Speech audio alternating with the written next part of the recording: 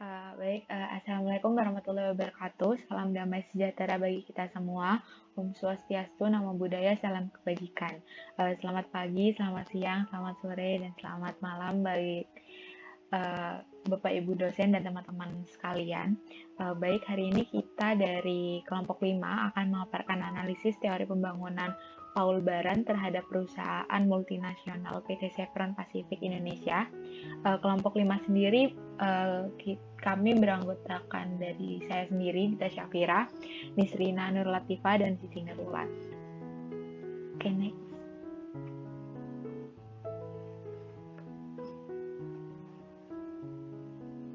Oke, pertama-tama kami akan memaparkan terkait profil Paul Baran. Nah, Paul Baran ini lahir pada tanggal 25 Agustus 1909 dan meninggal pada 26 Maret 1964.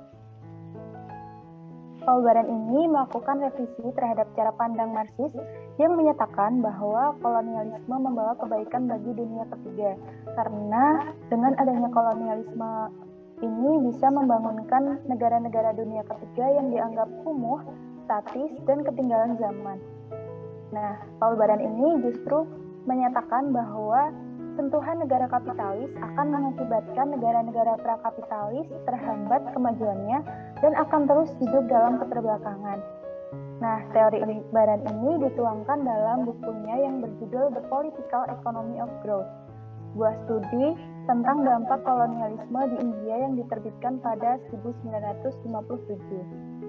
Dari studinya tentang kapitalisme di negara-negara terbelakang melalui investasi modal asing, ternyata yang ada justru membuat surplus pada negara maju. Hal ini karena surplus ekonomi industri kapitalis asing di negara berkembang tersebut diambil oleh negara maju, dan akhirnya di negara berkembang ini tidak terjadi akumulasi modal. Malah yang terjadi justru penyusutan modal. Dengan demikian, sistem ekonomi kapitalis menyebabkan keterbelakangan di negara berkembang. Selain itu, Baran juga mengungkapkan bahwa kapitalisme yang berkembang di negara-negara yang menjadi korban imperialisme tidak sama dengan kapitalisme dari negara imperialis yang menyentuhnya. Karena itu, negara berkembang harus mempelajari dirinya sendiri sebagai suatu yang unik, bukan semata-mata langsung mengikuti kapitalisme di negara seperti di negara imperialis. Boleh di next?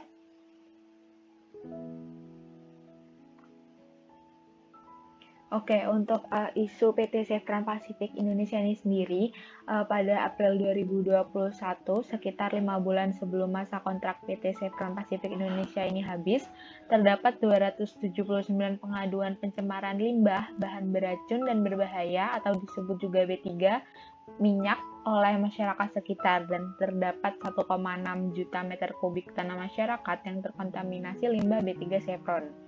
Kasus tersebut sebenarnya sudah ada mulai dari tahun 2017, namun belum ada pemulihan dari pihak perusahaan.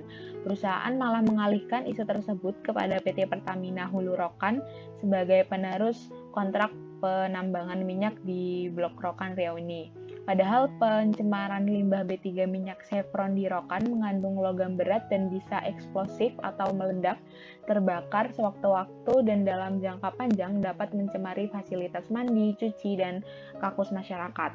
Secara garis besar ada dua kerugian, yaitu kerugian lingkungan hidup dan kerugian masyarakat. Masyarakat terdampak limbah B3 PT Chevron ini mengalami kerugian secara material dan imaterial, seperti kerugian hilangnya kesempatan berusaha dan hilangnya kerugian usaha, hilangnya juga kenikmatan hidup, kekhawatiran dan tentunya hilangnya hak atas lingkungan hidup yang baik dan sehat yang berimplikasi terlanggarnya HAM masyarakat tersebut. Berdasarkan pasal 4 Peraturan Menteri Lingkungan Hidup nomor 3 tahun 2003 tentang audit lingkungan hidup, bahwa audit lingkungan hidup itu terdiri dari dua, audit lingkungan hidup yang bersifat sukarela dan audit lingkungan hidup yang diwajibkan. Atas pertimbangan tersebut, pihak Dinas Lingkungan Hidup dan Kehutanan Riau itu menyarankan agar dilaksanakan audit lingkungan hidup yang bersifat sukarela, sehingga penyelesaian sengketa lingkungan hidup tidak menimbulkan gejolak di masyarakat. Namun sampai saat ini PT Chevron Indonesia itu tidak sepakat tidak mau melaksanakan audit sukarela yang dibutuhkan. Oke, next.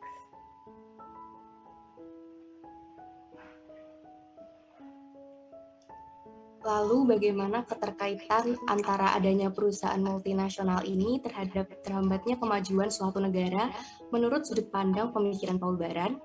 Seperti yang sudah kita ketahui, Indonesia memiliki kekayaan alam melimpah seperti minyak bumi, gas alam, dan batu bara yang tentu menjadi daya tarik yang luar biasa bagi investor asing untuk berbisnis dan menanamkan modal di Indonesia.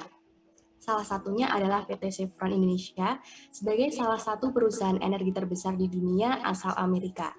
Kebutuhan negara maju untuk mendapat sumber daya alam, tenaga kerja yang murah, dan untuk kepentingan ekspansi pasar, serta juga keinginan negara berkembang untuk membangun pertumbuhan ekonomi melalui investasi asing, mendorong timbulnya ketergantungan antara kedua negara ini.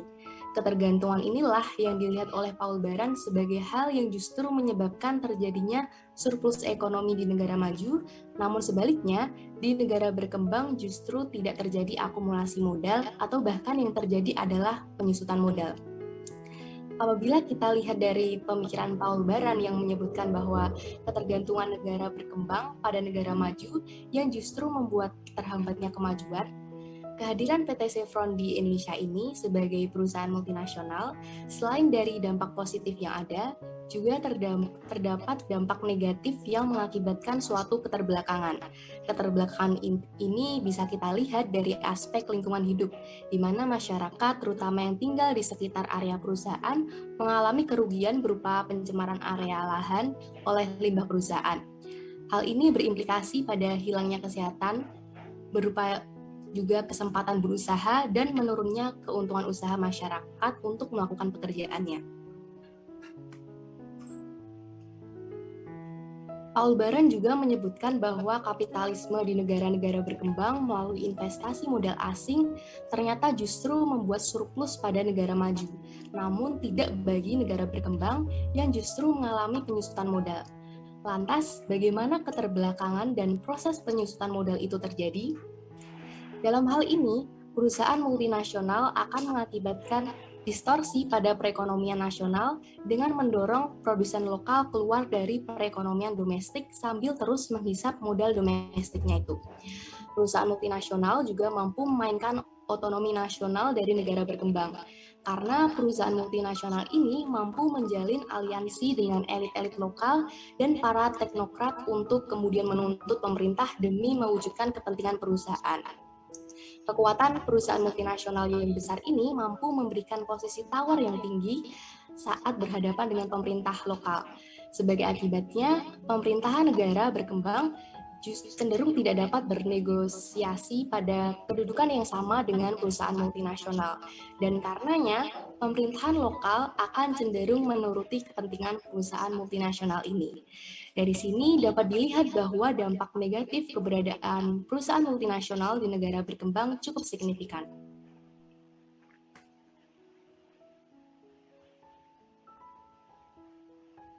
Baik, dari analisis yang kami lakukan sebelumnya, kami dapat menyimpulkan bahwa teori yang dikemukakan oleh Paul Baran mengenai sentuhan negara maju dan sistem ekonomi kapitalis yang dalam studi kasus ini dihadirkan dalam bentuk adanya perusahaan multinasional di Indonesia, yakni PT Chevron Pacific Indonesia, terbukti adanya. Hal ini terjadi karena jumlah investasi yang diberikan kepada pihak Indonesia dengan apa yang diakibatkan oleh perusahaan terhadap lingkungan dan masyarakat sekitar tidaklah sepadan.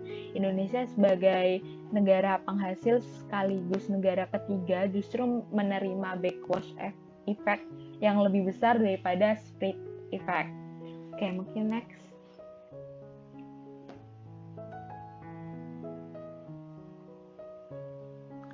Baik, berikut beberapa referensi yang kami pakai. Untuk selanjutnya, apabila terdapat pertanyaan ataupun tanggapan, bisa dituliskan di kolom chat.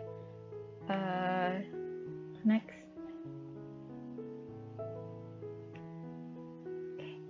Mungkin sekian dari kami, kelompok 5.